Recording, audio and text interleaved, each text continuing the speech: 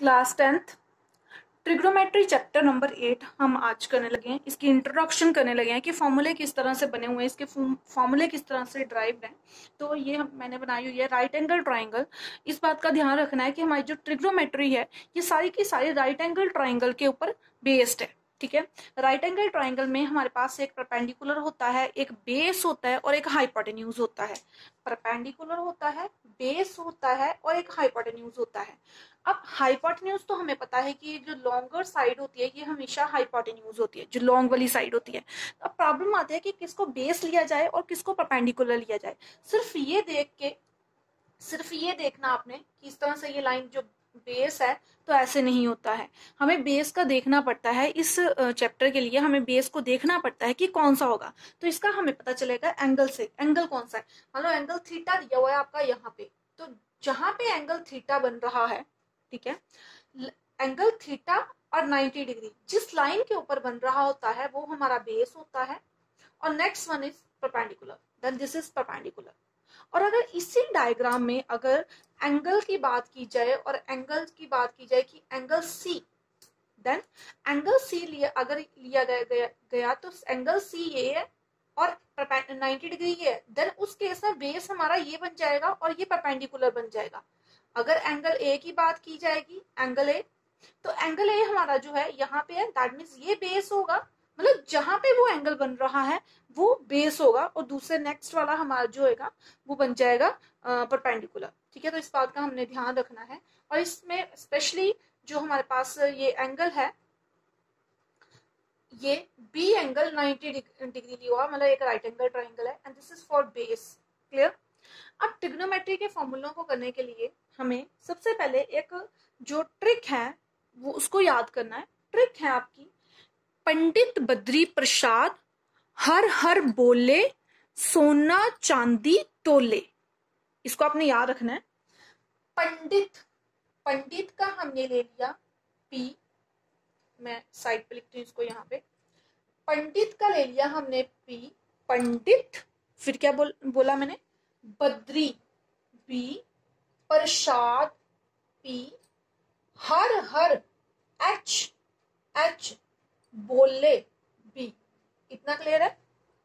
And next सोना, सोना से साइन, चांदी से कॉस, तोले से टैन। इसको अपने ठीक प्रोनाउंस करना है। This one is sine, this is cos and this is tan. अब एक बार फिर रिपीट कर रही हूं, पंडित बद्री प्रसाद हर हर बोले सोना चांदी तोले। बहुत सिंपल है। अब देखो हमने क्या करना है, सिंपली इसके बाद यहां पे लगा देना है डिवाइड के साइन। इतना क्लियर है। ठीक है, अब मैं फॉर्मूला लिखने लगी हूँ। फॉर्मूला नंबर 1 कि साइन है अगर तो साइन का फॉर्मूला क्या होगा, डायग्राम हम यही लेंगे। ये थीटा है, साइन थीटा की वैल्यू क्या होगी, यहां से देखो P अपॉन एच। फॉर्मूला ये बता रहा है हमें कि साइन की वैल्यू जो है वो P अपॉन एच है, कॉस की वैल्यू B अपॉन एच है एंड टैन की वैल्यू P अपॉन B है। तो साइन की वैल्यू हमने P अपॉन एच लिख दी। P फॉर परपेंडिकुलर, परपेंडिकुलर की वैल्यू क्या है यहाँ पे, perpendicular is BC. This is, and hypotenuse is AC. ये आपका आ जाता है first formula. Second formula is cos theta. cos theta क्या आ रहा है, B upon H. B for base, base क्या है हमारे पास AB। Again hypotenuse is AC. Third formula is tan theta. tan theta हमारे पास क्या आ रहा है, P upon B and which is equal to perpendicular की वैल्यू क्या है BC डिवाइडेड बाय बेस की वैल्यू क्या है AB। तो इस तरह से हमने 3 फॉर्मूले किए हैं, साइन थीटा, कॉस थीटा और टैन थीटा के। इसको यूज करके जो हमारे पास ट्रिक दी हुई है, इसी ट्रिक को यूज करके। अब नेक्स्ट क्या है, इसको ये 3 फॉर्मूले आपको याद हो गए हैं। अब आपने जब आपकी बार बार प्रैक्टिस हो जाएगी इनको करने की, तो आप बिना ज्यादा सोचे सिर्फ ऐसे लिखेंगे P upon H, B upon H, P upon B और बाद में साइन कॉस टैन से उसकी वैल्यूज आराम से लिख पाओगे।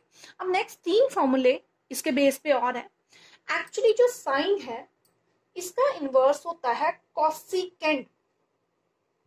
दिस वन कॉस का अपोजिट होता है इनवर्स, जिसको कहते हैं सिकेंड। टैन का इनवर्स होता है कोट। तो हम इसको, ये तीन आपको याद रखने पड़ेंगे कि साइन का अपोजिट, कॉस का अपोजिट और टैन का अपोजिट क्या होता है। आपको जो ट्रिग्नोमेट्रिक रेशियोज हैं उनके बारे में पता है कि sine, cos, tan, cosecant, secant और कोट है। आपको टैन और कोट का याद रखना है। बाकी आपको इस बात का ध्यान रखना है कि साइन एस से स्टार्ट होता है, तो उसका जो इनवर्स है वो कोसेकेंड सी से स्टार्ट होना है। ये सी से स्टार्ट हो रहा है तो इसका इनवर्स एस से, सेकेंड से स्टार्ट होना है। ये थोड़ा सा ट्रिक है।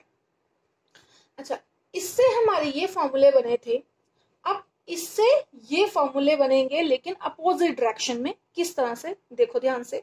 नेक्स्ट 4 नंबर फॉर्मूला है आपका। फोर्थ फॉर्मूला क्या होगा? Fourth formula is cosecant. बहुत ध्यान से देखना है। कोसेकेंड थीटा किसके इक्वल हो जाएगा? देखो, अब हमने अपोजिट लिखना है, मतलब एच पहले और पी, यहां से देखना है अपने अपोजिट, एच अपॉन पी।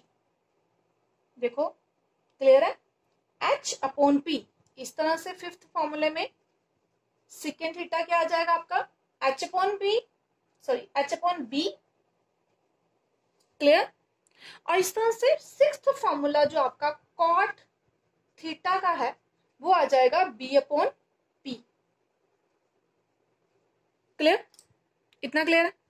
अब आप इसकी वैल्यूज जो लिखना चाहो तो वो लिख सकते हो। हाइपोटेन्यूज हमारा डायग्राम में AC है, परपेंडिकुलर BC है, हाइपोटेन्यूज AC है, बेस AB है।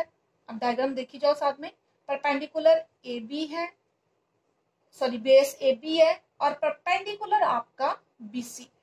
तो इस तरह से ये हमारे 6 फॉर्मूले ड्राइव हो जाते हैं। क्लियर? इतना क्लियर है आप लोगों को? ये 6 फॉर्मूले हमारे ड्राइव हो गए हैं। अब हम चलते हैं नेक्स्ट फॉर्मूलों की तरफ। मैंने सारे फॉर्मूले अलग अलग करके आपको सॉल्व करके सिखाए हैं। अब हम चलते हैं नेक्स्ट अपने 7th फॉर्मूले की तरफ। 7th फॉर्मूला जो इस ट्रिग्नोमेट्री में आपका यूज होगा, 7th formula which one is, वो आपको पता है। जैसे देखो ध्यान से, हमने अभी किया कि जो साइन और कोसेकेंड है एक दूसरे के इनवर्स है, तो इसको इनवर्स में लिख भी लेते हैं। दैट मीन्स साइन थीटा किसके इक्वल होता है? 1 अपॉन कोसेकेंड थीटा के। इंप्लाइज इसके साथ ही एक और फॉर्मूला ड्राइव हो जाएगा। देन कोसेकेंड थीटा किसके इक्वल आएगा? This one is 1 upon sine theta के। क्लियर? क्योंकि ये ऊपर चला जाएगा यहाँ पे और ये नीचे आ जाएगा, तो इस तरह से 2 फॉर्मूले। ये 8 नंबर पे कॉस किसका इनवर्स है? सेकेंड का।